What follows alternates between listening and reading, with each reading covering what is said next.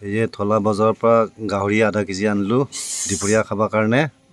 লগতে আলু, পিঁয়াজ আৰু জলকীয়া আৰু বিলাহী কাটি ৰেডি, এই আদা ৰচুন পিচি ৰেডি কৰি থৈ দিছোঁ।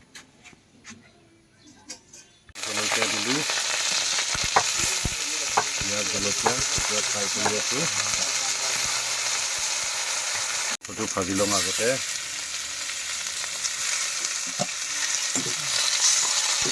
কড়াই ভাজি আছোঁ বৰ্তমান মই মাংস। মাংস ভজা আলু দিলোঁ,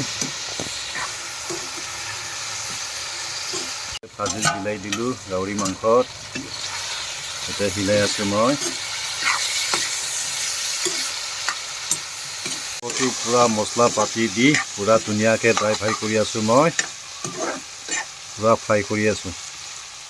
পানী দিলোঁ অলপমান।